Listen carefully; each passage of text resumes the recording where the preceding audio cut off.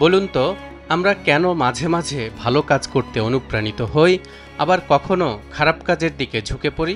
আমাদের মধ্যে এই দ্বন্দ্বের কারণ কি? ইসলাম বলে এর পেছনে মূল ভূমিকা রাখে নফস বা প্রবৃত্তি। পবিত্র কোরআনে ৩টি স্তরের নফসের কথা বলা হয়েছে। ১. নফসে আম্মারা বা প্রবৃত্তির দাসত্ব, যা মানুষকে পাপের দিকে টানে। ২. নফসে লাওয়ামা বা অন্তর্দ্বন্দ্ব, যা ভালোমন্দ নিয়ে দ্বিধাগ্রস্ত থাকে। ৩. নফসে মুতমাইন্নাহ বা প্রশান্ত আত্মা, যা প্রশান্তি লাভ করে এবং সঠিক পথ বেছে নেয়। দর্শক, আজকের ভিডিওতে আমরা দেখব কোরআনে বর্ণিত এই নফসের ধাপগুলো কিভাবে আধুনিক সাইকোলজি ও নিউরোসায়েন্সের সাথে সম্পর্কিত এবং কিভাবে আমরা আমাদের জীবন গঠনে এগুলো ব্যবহার করতে পারি। মহাগ্রন্থ আল কোরআনের সূরা শামসের ৯ এবং ১০ নম্বর আয়াতে ইরশাদ হচ্ছে, قد أفلح من زكاها وقد خاب من دساها।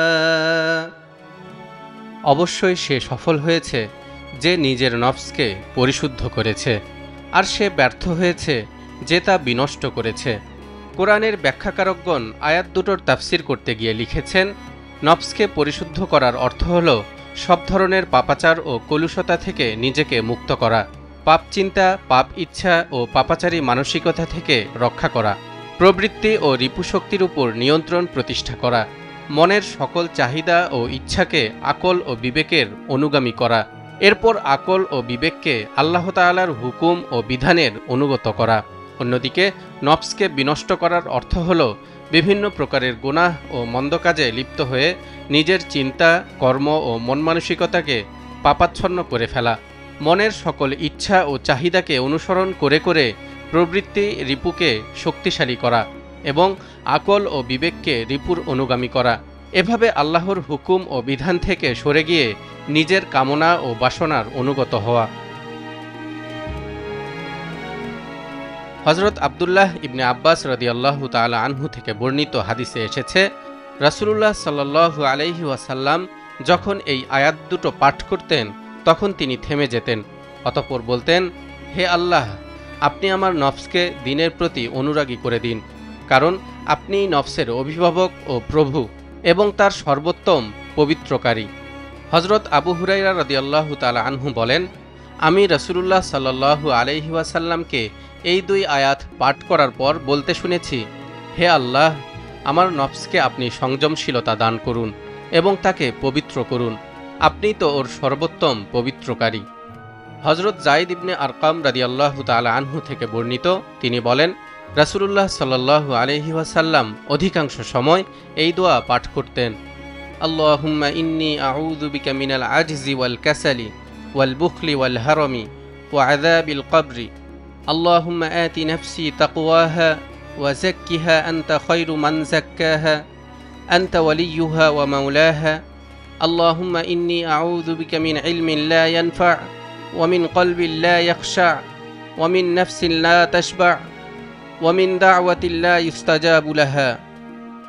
হে আল্লাহ, আমি তোমার নিকটে অক্ষমতা, অলসতা, কৃপণতা, স্থবিরতা এবং কবরের আযাব থেকে পানাহ চাচ্ছি।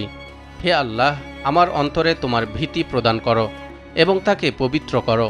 তুমিই শ্রেষ্ঠ পবিত্রকারী, তুমিই তার অভিভাবক ও প্রভু। হে আল্লাহ, আমি তোমার নিকট সেই জ্ঞান থেকে পানাহ চাচ্ছি যা কোনো উপকারে আসে না, সেই হৃদয় থেকে পানাহ চাচ্ছি যা বিনয়ী হয় না, সেই আত্মা থেকে পানাহ চাচ্ছি যা তৃপ্ত হয় না, এবং সেই দোয়া থেকে পানাহ চাচ্ছি যা কবুল হয় না। কোরআনের তাফসির আর হাদিস থেকে বোঝা যায় স্বয়ং রাসূল সাল্লাল্লাহু আলাইহি ওয়াসাল্লাম নফসের ব্যাপারে কতটা সতর্ক ছিলেন। কাজেই আমাদেরকেও নফসের গতি প্রকৃতি সম্পর্কে জানতে হবে এবং সতর্ক থাকতে হবে। প্রথমেই আমরা কথা বলবো নফসে আম্মারা বা প্রবৃত্তির দাসত্ব নিয়ে। নফসে আম্মারা হলো সেই স্তর যেখানে মানুষ তার প্রবৃত্তির দাস হয়ে যায় এবং নীতিনৈতিকতা ভুলে গিয়ে খারাপ কাজে লিপ্ত হয়। ইরশাদ হচ্ছে, ওয়ামা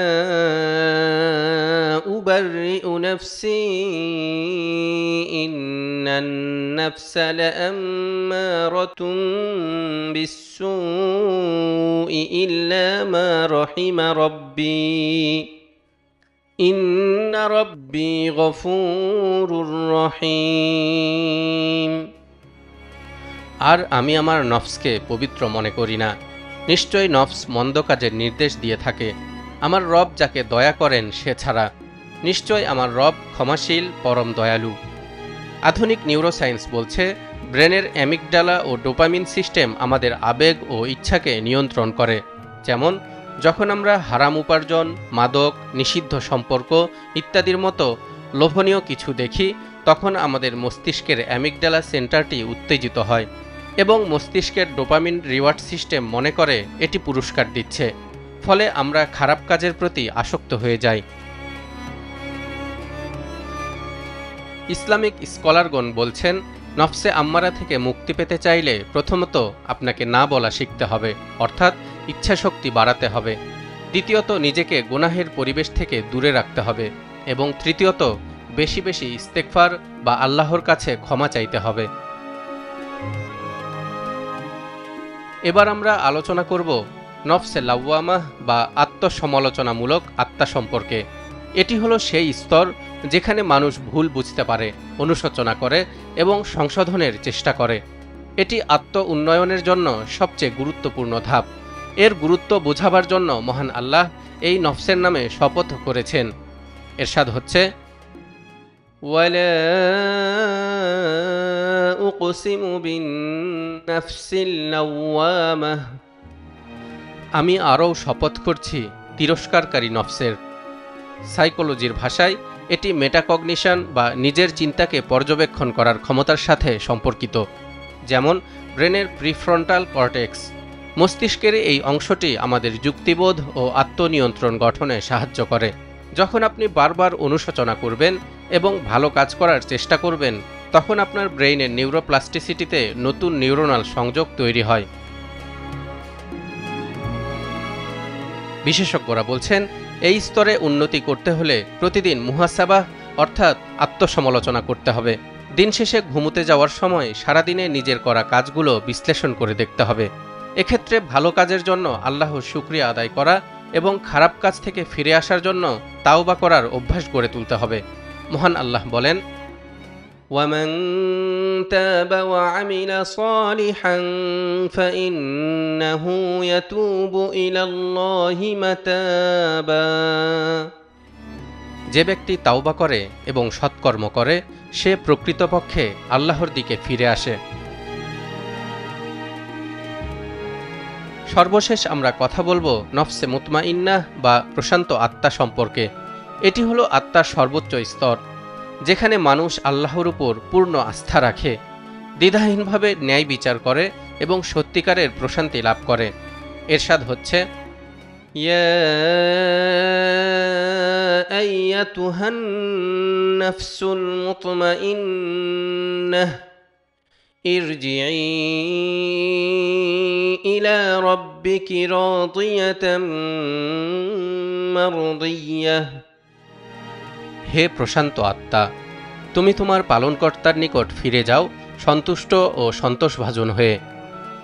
বিজ্ঞানীরা বলছেন, এই স্তরে পৌঁছানোর সাথে মাইন্ডফুলনেস, গ্র্যাটিটিউড এবং সিরাটোনিন বৃদ্ধির সম্পর্ক রয়েছে। যেমন নিয়মিত দোয়া ও কৃতজ্ঞতা প্রকাশ করলে মস্তিষ্ক সিরাটোনিন নামক হরমোন নিঃসরণ করে, যা প্রশান্তির অনুভূতি এনে দেয়। পরোপকার ও ভালো কাজ করলে আমাদের ব্রেন অক্সিটোসিন নিঃসরণ করে, যা শান্তি ও সুখের অনুভূতি তৈরি করে। আলেমগণ বলেন, এই স্তরে পৌঁছাতে হলে আমাদেরকে অবশ্যই নিয়মিত কোরআন তিলাওয়াত করতে হবে এবং সে অনুযায়ী আমল করতে হবে, আল্লাহর প্রতি পরিপূর্ণ আস্থা রাখতে হবে এবং সর্বোপরি দুনিয়ার চাহিদাকে কমিয়ে আখেরাতের দিকে বেশি মনোযোগ দিতে হবে। মহান আল্লাহ বলেন, ইন্নাল্লাযীনা আমানু ওয়া আমিলুস সালিহাতি কানাত লাহুম জান্নাতুল ফিরদাউসি নুজুলা, নিশ্চয় যারা ঈমান আনে এবং সৎকর্ম করে তাদের জন্য রয়েছে জান্নাতুল ফিরদাউস। মানুষের জীবনের দুটি বড় শত্রু হল নফস এবং শয়তান। এরা দুজনই প্রতি মুহূর্তে আমাদেরকে গুনাহের প্রতি উদ্বুদ্ধ করে। নফস ভিতর থেকে উদ্বুদ্ধ করে আর শয়তান সেটিকে আমাদের সামনে আকর্ষণীয় করে তুলে তাতে লিপ্ত করায়। কাজেই এই দুই শত্রুকে মোকাবেলা করে যদি আমরা জীবন গঠন করতে পারি এবং নফসে মুতমাইন্না বা প্রশান্ত আত্মার অধিকারী হই, তাহলে আমরা প্রশান্ত হৃদয় নিয়ে আল্লাহর ডাকে সাড়া দিয়ে চির শান্তির জায়গা জান্নাতে যেতে পারব। তালহা ইবনে রেজা, নিউজ 24।